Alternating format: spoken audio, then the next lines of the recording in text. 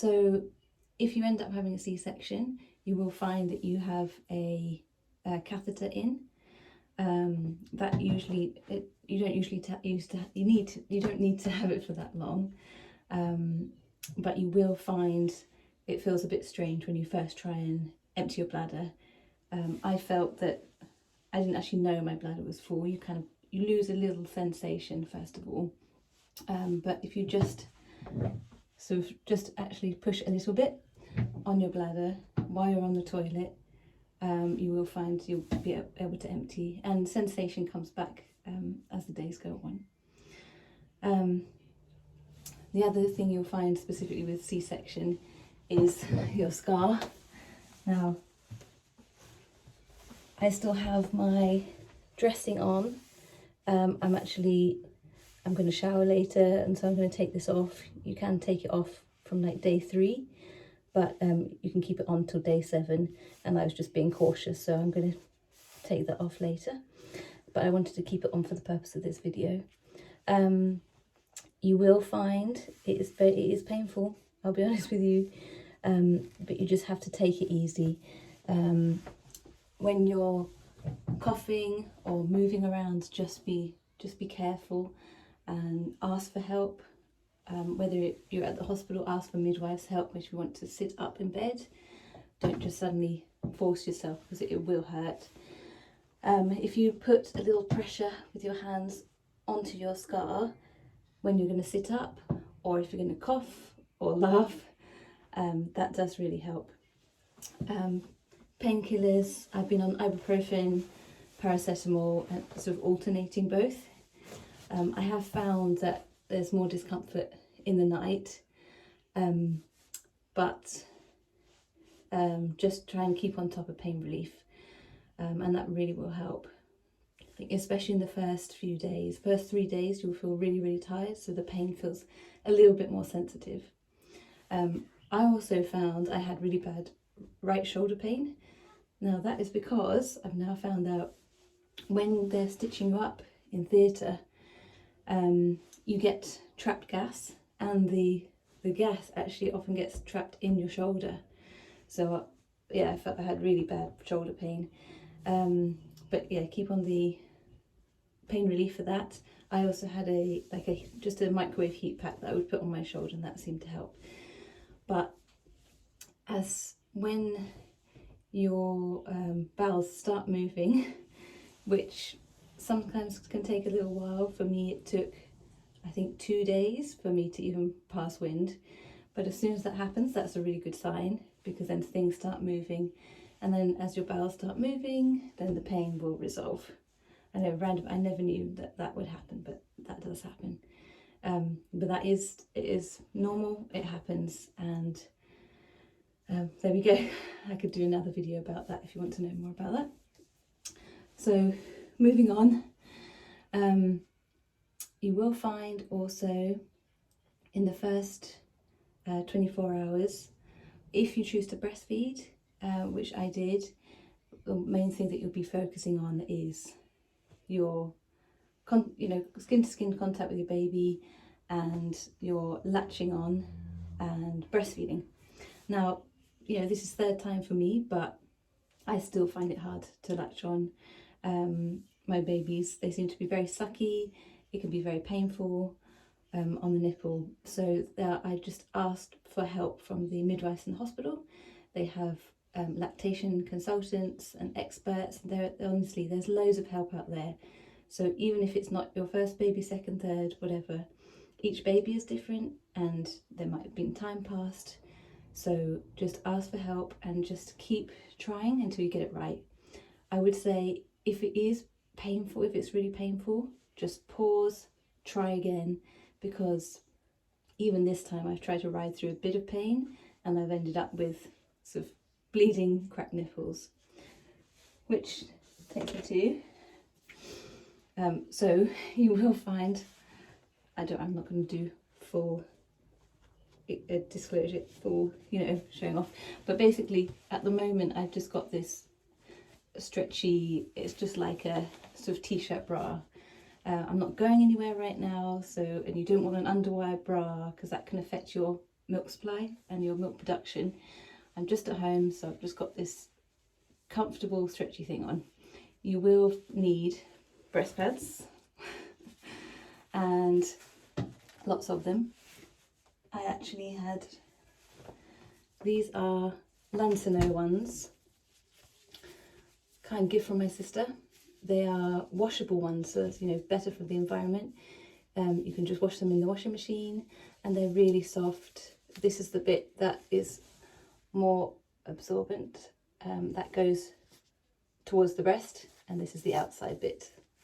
So yeah, you can change that every time you feed if you find yourself leaking. But when those are in the wash, obviously you can use the disposable ones as well. And then this stuff is probably looking back to front in this, but this is Lancino HPA Lanolin Nipple Cream. I believe it's like sheep oils or something like that. You can Google it, but it's 100% natural. I'm throwing it on the floor. Yeah, 100% natural, and it's just really good, really good. I put it on my nipples before breastfeeding because you don't need to take it off. It's fine for baby.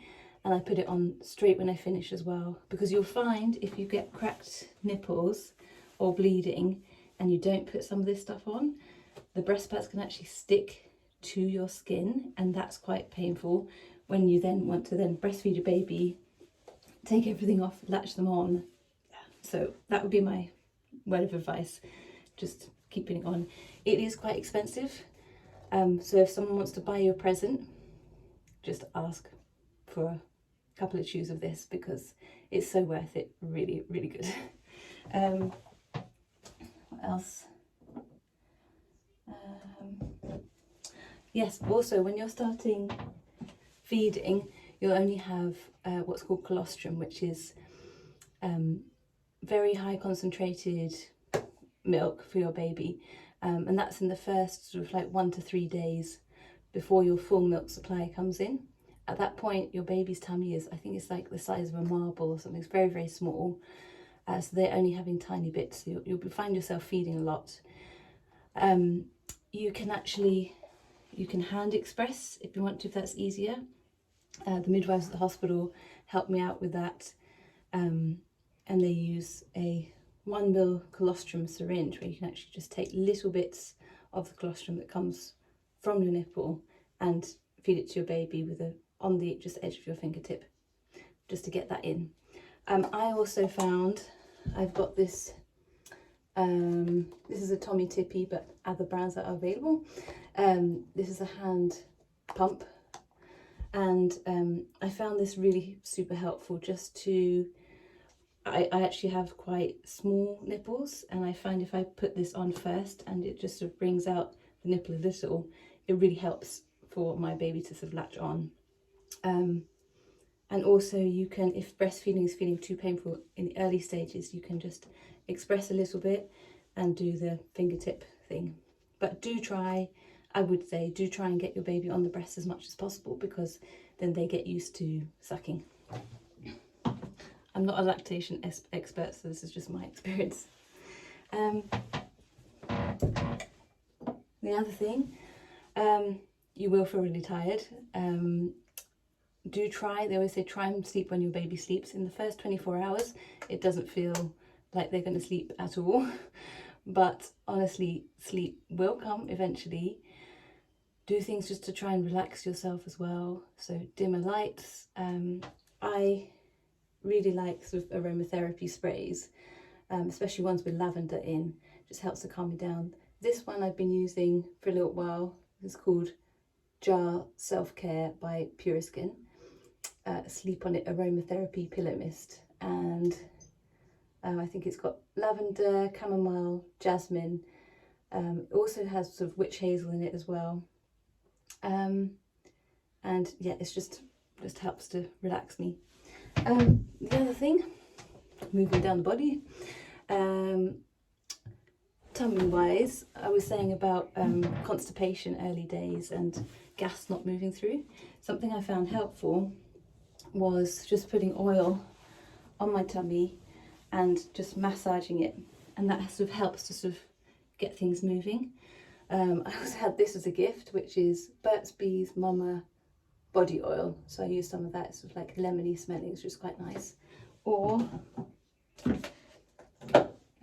oops, gosh, I made my own body butter, and this, I can do another video on this, but this is basically 200 grams shea butter, 100 gram cocoa butter, 100 mils jojoba oil, I think you say that right. You melt the butters down, you add some jojoba oil to it when it's melted, put it in the fridge until it sort of starts to harden, and then whip it up, and that's done. And this is just, it kind of, it's like a butter, but then it melts to like an oil in your hand because of body heat. So I've actually been using this on my baby's bottom and her skin already for massages, because it's all 100% natural and it's really soothing for the skin. So I've used that for my tummy as well. Other thing I would say, I just want to show you,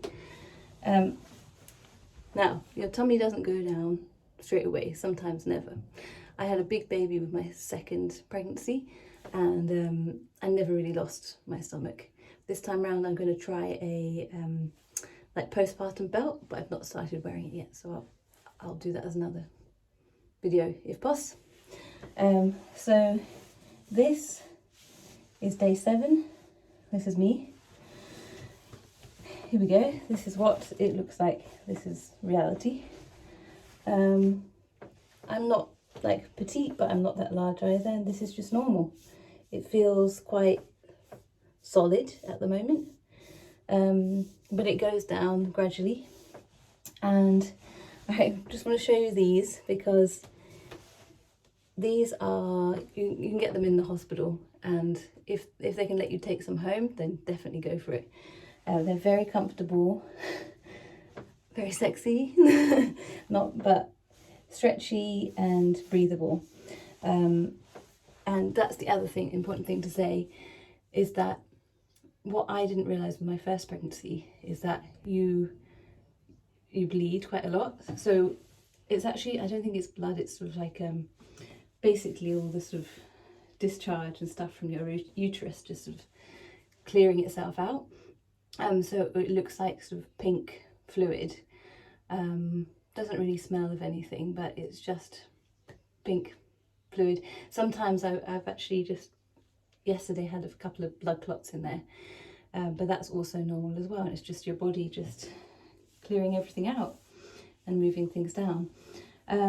So you will find for, I think, anything up to 6 weeks, you will be sort of leaking. So you will need maternity pads.